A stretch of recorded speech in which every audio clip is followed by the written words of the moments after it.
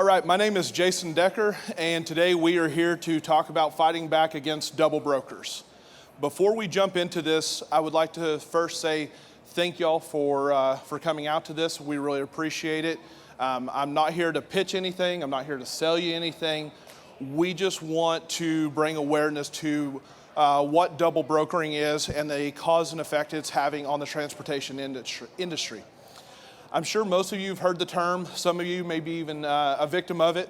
It's one of the biggest issues that we have going on right now. It's causing heartache and headache for brokers, carriers, shippers, receivers, FMCSA, everyone. I was talking to a lady earlier. She's with Internet Truck Stop. She was wanting to find out more what they can do to be proactive and how they can help the transportation industry. And that's what this is going to take. It's going to take all of us coming together and figuring out how we can weed out these individuals. Because at the end of the day, all they're doing is causing lots and lots of issues for everyone that's just trying to make a decent living. Another thing, I'm not a public speaker. I'm just here trying to bring light to this, so if I slip up, please excuse me. Okay, so when talking about double brokering, how we can weed that out, what we can do is we need to discuss both being proactive and reactive. When it comes to being reactive, it's very limited as to what we can do. Unfortunately, they're running a good scam and they know there are. But that being said there are certain steps that you can take to recover some of your money. But before we get into that, I want us to basically define what double brokering is, because that's one of the number one questions we get asked. What is double brokering? Because a lot of people, individuals, companies, they themselves don't fully understand what it is. They've heard the term, but they don't understand what it is. So double brokering is when a customer tenders a load to either an asset carrier or brokerage company. In turn, they then sell the load to a different brokerage company. That company then brokers the load to the carrier that's actually hauling the load. So basically, what we have up here on the screen, it's for some reason missing one. So there's two individuals in between. That's not supposed to happen under any form or fashion. When a load is tendered to either a carrier or a broker, they are supposed to either be the one hauling it or brokering it to the actual carrier. There's not supposed to be two parties involved. But with the downturn of the economy and with the industry going in the wrong direction, in my opinion, we're seeing more and more of these scammers to make extra money are going out and starting up or trying to start these brokerages and or false brokerages. So here's the process. The legit broker gives a load to what they think is a legit carrier, and that carrier then gives it to a third party. So this is going to be one of the most common, in my opinion. What happens is the customer tenders the load to a broker. They know they're giving it to a broker. Then that broker brokers the load to what they think is a trucking company, not another brokerage. They think they're giving it to a trucking company. And the reason they think they are is because these people have gone out and done a very good job of making themselves look like trucking companies. They get the MC number, they're on file with the FMCSA, DOT, all that. They've done everything right. Now the problem with this is most of them either have one truck or no trucks. They have no interest in hauling a load. What they're going to do is they're going to take that load that you give them and they're going to go to those same load boards that you and I operate off of, and they're going to find trucks usually that are posted. They're going to call those drivers and say, hey, I've got this load. It goes from, let's say, Fort Smith, Arkansas to Richmond, Virginia. Now, let's say that lane should normally pay $4,000. They're going to tell you, we're going to pay you $5,500 on that load.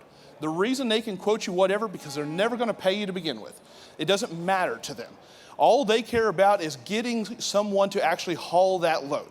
And once they get it on your truck and you move that load, then what they're going to do is they're going to call that broker and say, hey, we've got it loaded there and everything. Can I go ahead and get a fuel advance? That's a very common thing, because even if that broker finds out later down the road, before it's even delivered, that the load was double broker, they at least have the fuel advance money. Next thing that's going to happen is when you deliver that load, they're going to say, hey, we need those bill of ladings ASAP to bill our customer. We need it right now, right now, right now. You send in the bill of ladings because you're trying to make sure you're doing what you need to do so that you're not getting fined, you're not losing out on anything. They send it to the actual broker. Broker says, okay, got it, appreciate it. And then the scammer says, hey, we need quick pay. Okay, that's fine. Let's go. We'll do quick pay for 3%. Once again, the scammers could care less about that 3% because it's about to be 100% profit for them. What they're going to do at that point is they get that quick pay, less than 3%, and then they've got money in the account. But they don't do this once a day or twice a week or whatever. They'll do this 10, 15, 20 times a day. One scammer can rack up hundreds and hundreds of thousands of dollars in false loads weekly. It happens time and time again. Now, that broker they'll wind up ghosting you usually. They're not going to answer your calls, and then by the time you figure out what's going on, they're gone. Everything's canceled out, phone numbers, everything. You're not getting a hold of them. Next thing you're going to run into is another type of double brokering is a carrier that has gone out and acquired both a broker and carrier MC number. While this has in the past been the least common, it does happen, and we're actually starting to see more and more of an uptick even in the last probably month or two of this. They go out, they get this MC number as a carrier, and then they go out and they get a broker MC number. They go to the customer and they say, hey, we have all these trucks, let us haul your loads. Customer sends them to what they think is an asset carrier. Then that same person that owns the carrier, owns the brokerage, they give it to the brokerage. Brokerage then goes out and gives it to one of you guys. Once again, they'll do this. They'll rack up all these loads. Some of them may actually pay. Some of them may not. But what we're finding is they get in over their head financially. They're having cash flow issues. They're not used to dealing in this much freight. Next thing you know, they go out of business. Once again, the gentleman or the company that has hauled the load is they're out the money. You know, they're the ones that takes the hit. And then the last one, and this is the one that irks me to no end. When I say gets me just, well, I can't say the word on mic. Gets me aggravated is when a good brokerage company, a legit broker, knowingly gives the load to another brokerage. They are brokering to a broker. They are double dipping. Rates are tight enough as it is that one hand in the pot is sometimes one too many. But let me tell you something. You put two hands in the pot, then you got a real issue. It is a major, major problem. And guys, I'm going to tell y'all, I have both an asset company and a brokerage. But I'm telling you, I wholeheartedly believe that is one of the biggest issues going on. And there is some big name companies out there, some large brokerages out there that are actively engaging in this process on a daily basis. And that is by far one of the worst things for our industry. Back 20, 30 years ago when my father started his brokerage, being a broker wasn't necessarily a bad thing. Now when you tell people you're a broker, they look at you like, oh, how are you going to try to screw me today? You know, and that's because so many brokers have gone out there and done terrible things. They don't believe in fair practices. They don't understand that taking 30, 40% from a driver is setting them up for failure. You know, it's a real issue within our industry. Let's jump into the next slide. So how can we stop it? Well, there's not a one pill cure for this. It's going to take everyone. It's going to take the FMCSA. It's going to take carriers, owner-operators, brokers, industry professionals. Double brokering is a cancer that the only cure is all of us coming together. And listen, I know that sounds a little bit utopian, but it's not. It's going to take y'all being active out there when you're hauling the freight, making sure you're doing your due diligence. Now, that doesn't mean something won't slip through the cracks. Sometimes it does. It happens within our own company on our asset side and our brokerage side. As proactive as we try to be, it still happens. But we're trying to minimize our exposure, just like y'all have to go out and minimize your exposure. It is the most important thing you can do if you have an asset company right now. So what to do, let's talk about reactive. This is the part that it hurts the most. You've already picked up the load, you delivered the load. Now all of a sudden, you can't get a hold of the broker that you picked it up from. They've completely ghosted you. You don't know what's going on. It's been 30 days, 45 days, 60 days, nothing. You're not getting paid. And then all of a sudden you realize, crap, I just got scammed. It's a tough pill to swallow, and I've swallowed it a few times myself just in the last couple of years. And guys, I'll be honest, that's why I'm up here today, is because I need more and more carriers to be aware of what's going on. The brokerages have a lot of tools. We have a lot of tools on the brokerage side. And there is more things on the brokerage to help them than there is on the carrier. And the carriers are the ones that are suffering the most. It's you guys out there hauling the freight that is taking the biggest exposure, has the biggest risk, and you have the least amount of tools to combat this. And that's what aggravates me. So if they haven't reached out to you, you're not getting paid, chances are you're scammed. So what can you do? First and foremost, the best thing you can do is reach out to that shipper and receiver on the load that you hauled. When you reach out to them, try to find out what company the load was originally tendered to. So let's say you haul that load from Fort Smith to Richmond, Virginia. They've gone MIA on you. You can't get a hold of the brokerage. You can't get a hold of anything. Call that shipper, call the receiver. One of them knows who the customer is. They know who is shipping that load. Then in turn, they can give you who they originally tendered the load to. A lot of times, the people that tender you the load do not realize they have actively engaged in double brokering as well. It has happened on our side. We have done that. We have gone out and given a load to what we thought was a good carrier, and they were a double broker, and it's very unfortunate. Once you have established who the original broker was, reach out to them and make them aware of the issue, because there's a high probability that they're not aware of what's going on. And then the next question is, and the most important is, how would they like to resolve this issue? Because if they gave the load to a bad carrier or a double broker, they are still liable as well. They are responsible to make sure that y'all are getting paid. If you can definitively prove, that means you have copies of the bill of ladings, you got fuel receipts, you've got all this stuff that shows that you hauled the load. They are required. Now, when I say they, it is the shipper and receiver. The customer is required to pay you on this. No carrier can haul a load for free. You're required to get paid. But the brokerage isn't going to want to pay you because they already paid the bad scammer. They're going to tell the customer, oh no, we paid.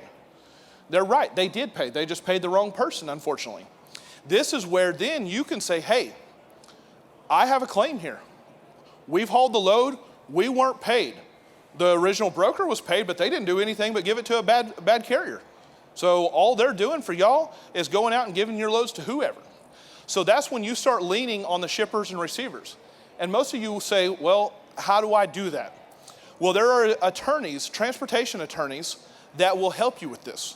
They will go out there and they'll start leaning on those shippers and receivers for you. Now, those attorneys are going to want to cut. I don't know any attorney that works for free, but they're going to want a piece of the pie. But guess what happens as soon as those shippers and receivers start getting those calls from attorneys? They're calling that original broker saying, hey, we got a big problem here. That's when they start pushing on that brokerage. That brokerage will then in turn, they've got two choices. They can either pay you themselves or let their customer pay you. But if their customer pays you, they're not going to be their customer for very long. So they will step up, whether they want to or not, to make sure you're compensated for moving those loads. It's one of those things that no one wants to have to bully someone to do the right thing or push someone to do the right thing. But if they're not going to step up and do the right thing, then you have to take action. And that's the number one thing you can do right there. Now, here's the thing is, y'all see on there, it says trucking101.net. What that is, and I'm here to tell you guys, it's nothing fancy. So when I told y'all that my mother and father started a trucking company and a brokerage years ago, this was way back in the late 80s and early 90s.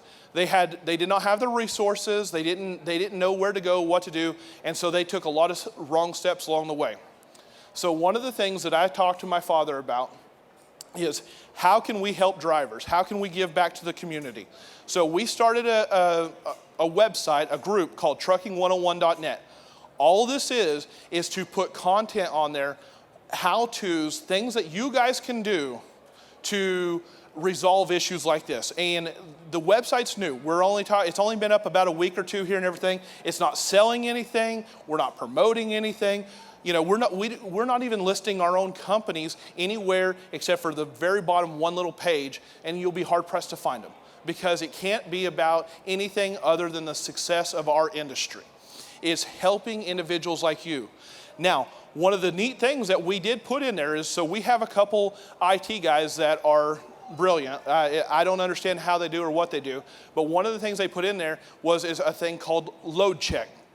You can go in there, and let's say you book a load with this carrier or this broker. You can put the MC of that broker in there, and when you do that and you hit load check, it brings back the actual broker's information that's on file with FMCSA. Not what they sent you in their paperwork, not what they are saying on their websites or Facebook or anything else. This is who the FMCSA says, okay, this is who it belongs to. Because what happens a lot of times is these bad scammers, they're so lazy, they don't even want to go out and start a brokerage. They'll go out and they steal other brokers' authority, identity. So what you can do is and another thing is we're creating an app for both Android and Apple, and it's completely free. I'm telling you guys, everything that we're doing is for free because it comes back to the enemy of my enemy is my friend. The more you know, the more you can weed out these people, the less I have to deal with them too. The more I can weed out, the less you'll have to deal with them. So you'll be able to go on these applications. You'll be able to put in their information. It's just the MC number. It's all that's required. And it'll kick that back to you. And you can call those companies and say, hey, I just booked a load with John going from Fort Smith, Arkansas to Richmond, Virginia. Load number was 1,312. Is that a good load? Absolutely not. I don't know what you're talking about. Oh, okay. Well, then you know up front that you have an issue. It gives you the power to call that broker back and say, hey, bub, we got a problem. You're brokering me this load, and I just talked to your corporate office. They don't know who you are, and they don't know about this load. So what are we going to do now? It takes that power away from them, and about half the time, that's exactly what's happened is stolen information. Sorry, I'm being told to hurry up. I'm very passionate about this. So being proactive. Being proactive is the so much better than being reactive. That's one of the things that we're going to have to really focus on as the carriers. Brokerages are doing a great job about being proactive, but carriers have had, like I said, limited resources. So what can y'all do to be proactive? Well, there's a few steps that I've got in here, and it's what we do as a company to try to make sure that we're not taking bad loads, basically. Gut check. Does the load, the rate, and everything else make sense? This is a biggie, guys. When you call on a load, or more importantly, when a broker calls you about a posted truck, does it all add up, or is it too good to be true? I'm telling you, every time we've had to deal with a double brokering issue, and we talk to these carriers, it'll be a rate of, oh yeah, I picked up this load in, let's say, Fort Smith, Arkansas, goes to Richmond, Virginia. The load paid $7,200. The load paid $6,800. Well, that's weird because right now market's $3,500. It's got to pass the gut check. I mean, think about it before you book it. A lot of times what happens is carriers are so excited to get a good load, they're like, oh, just give it to me, we'll get it knocked out. The next one is, do your due diligence. If the broker calls you because your truck was posted, make sure when they send you the setup pack that you double check who they are. You can do this by, like I said, going to our website. But if you don't want to go to our website, that's fine. Google the name. Reach out to your factoring company. Talk to them. There is individuals and there is companies out there that can help you be proactive. That's the biggie, guys, is really do your due diligence. If you're not doing your due diligence, then you're going to have to move into that reactive. And let me tell you something. Reactive can drag out for months. And when I say months, 8, 9, 10, 11, 12 months, even a year to try and recoup that money that you originally, and then you got to pay your lawyer fee out of that.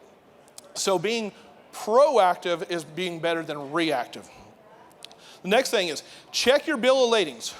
So let's say you booked a load with a brokerage called Hunter Transportation.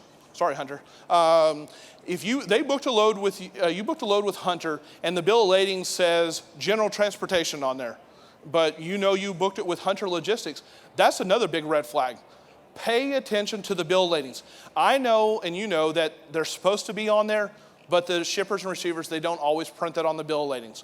But that's another big step. If it is different than what you booked with, call that company, call that General Transportation, and say, hey, I've got these bill of ladings here. It has your name listed on it. Is this your load? Now be careful. There's multiple companies called General Transportation. There's multiple companies called Hunter Logistics. If it's something still doesn't seem right, go ahead and reach out to the shipper and receiver. Say, hey, who exactly, which Hunter is it? Which General Transportation is it? Because in doing that, like I said, that's going to get you to the right people in the beginning. Next, run a credit check on them. If your factoring company should have the ability to run credit checks on companies. If you're not using that resource, you're missing out. Talk to your factoring company. See if they've had any issues with this brokerage. If it's not a company that you're used to dealing with, do that. I put Google on there. I'm telling you, more often than not, when a carrier says, hey, I booked a load with so-and-so, and they're a bad broker, we just Google the name, pops up right away, that they're a bad player. I mean, it's immediate. It is absolutely immediate. So that 15-second just Googling who you're about to book a load with, if you've got time to book a load, you got time to Google them.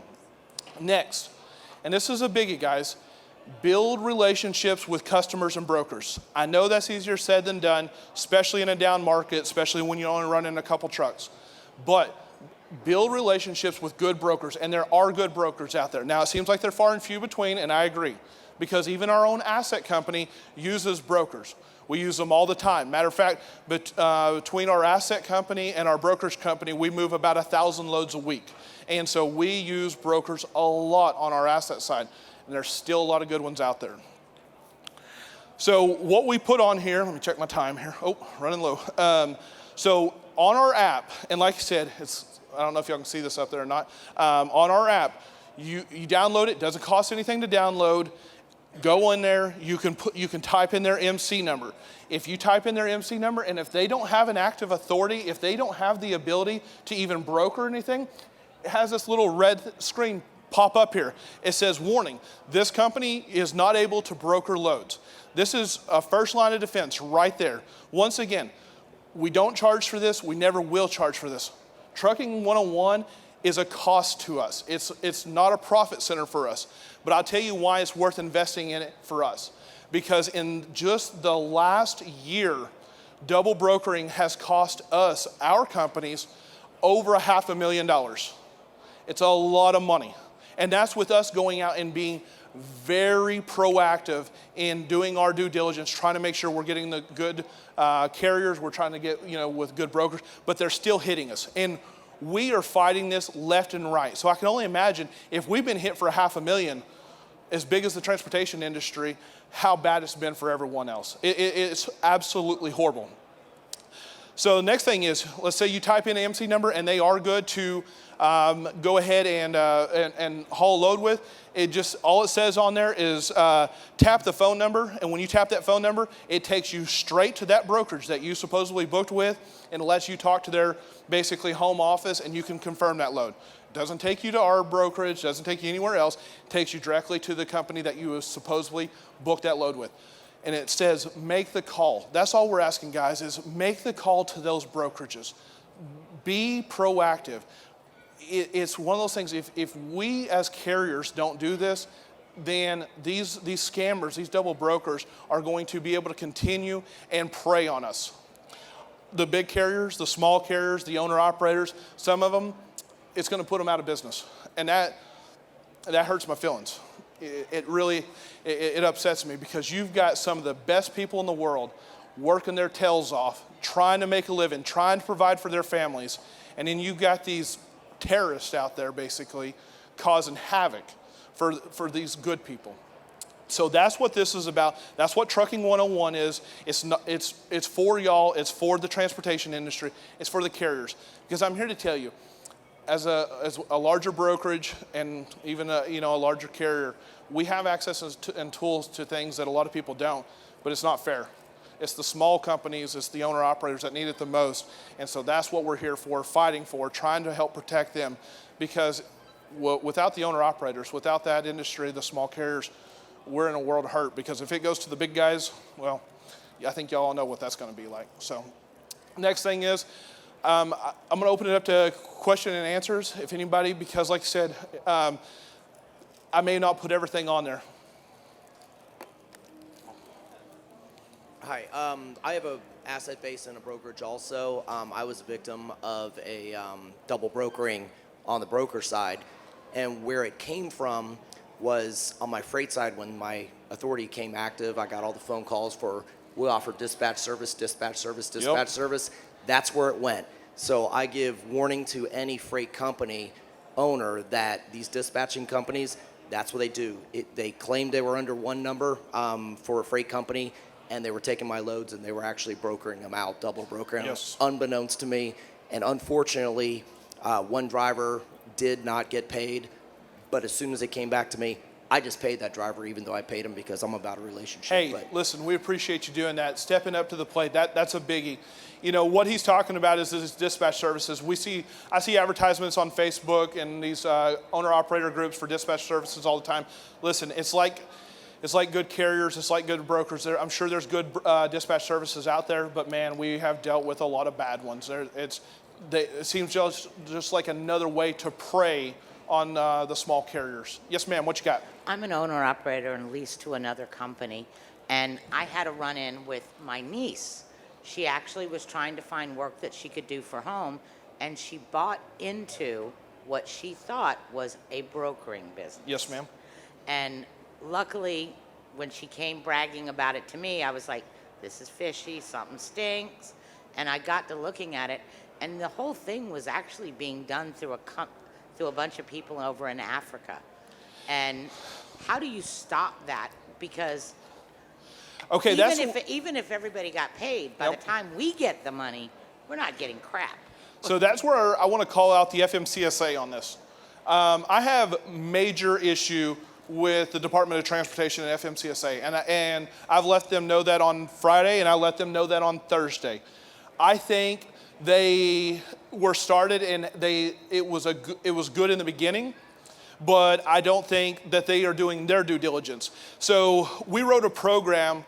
I say we. I can't take credit for it. Some lot smarter people than myself wrote a program that has gone out and scanned FMCSA's database for every carrier and broker that has existed since they existed. We started at MC number 000001.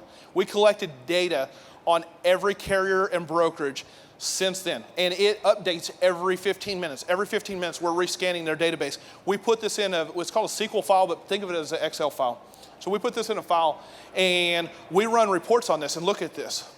We found one phone number that was issued to over 3,000 carriers. Now you think about that. 3,000 trucking companies under one phone number. That's a real busy trucking company. Another thing that we ran into was, just last week, we found an address that had 148 brokerages listed to it. Makes absolutely no sense. So where's the FMCSA in this?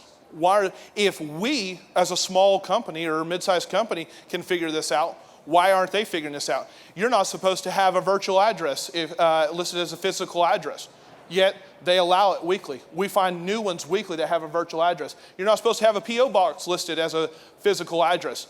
I think we just scanned through 13,000 carriers as a sample size and found 198 had P.O. boxes. I'm sorry, one P.O. box. 198 carriers came back to one P.O. box in Wyoming. So to answer your question about people over in the Middle East, Africa, India, and stuff like that, I don't know how that's getting through, but that comes down to the FMCSA doing their job. But that's where you need to go on their websites and you need to voice your, your opinion, your take on this, because until they start getting pushback from us, it's not going to change. Kids don't act better usually until you punish them. We got to push back on these people. And something else I want to jump in and say. So we're doing our best to bring light to this, but there's another show or another thing that I'm a big proponent of. It's a gentleman by the name of Alex. He's with Mother Trucker, sitting right here. Listen, if you do not follow him because he's always bringing new scams to light. Gentlemen, exhibitors, and attendees, thank you all for joining us for the 2023 Mats. For those headed to the Macco International's Truck and Tractor Pulling event, please make your way to Freedom Hall. To everyone else, we appreciate your participation in our show and all you do for the trucking industry throughout the year. Join us next year, March 21st through the 23rd. The show is now closed. See you next year. I think they're saying you don't have to go home, but you can't stay here. But yeah, hey, follow him because he talks about all kinds of scams that's going on in the industry. He's a lot better at it than I am. Yes, sir. Just two things. First of all, what you're doing is absolutely fantastic. Well, thank you. I appreciate it. It is great. Just one other thing. Last week we were looking at some stats, and the FMCSA right now averaging over 400 new setups every day. Yes, sir. And I'd hate to guess what the percentage of that are scammers. You have to really watch out for that. Another way you can help yourself a little bit as far as a carrier goes is when you're signing the bills of lading, even though at the top it may have that other broker's name or some other name, make sure when you sign down below that you are signing the driver clearly, not just a scribble. Make sure you sign your name, put your trucking company name below it, and your MC number. That way, when they come back to us and we find out that it was a scam load, we can at least locate you and figure it out. Otherwise, it's like looking for a needle in a haystack. So you have to do that part. That is actually some great advice. If you don't mind, I'm going to put that on our trucking101.net. I think that's really smart. Not just the name, but the MC number as well. I like that. I hadn't thought about that, to be honest. And then as a broker, if that bill of lading is sent in to you and you see it whited out down below, and you can tell when, because there's lines down there and all that. If you see it whited out, you're going to know, or we know, that, hey, this thing has been altered. Something's not right. And right away, boy, you can pop to it. No, I like that. I haven't thought about that, but I'm definitely going to add that. And that's what I'm talking about. Us coming together as a community and bringing ideas forward. That's what it's going to take. I'm not the smartest person in the room by no means, but I tell you what, I have a passion for the transportation industry and what they're doing. I think I'm getting drowned out, guys. I think it's last call. So listen, thank y'all so much. We really appreciate it. Be safe out there, and visit trucking101.net, okay? Thank you.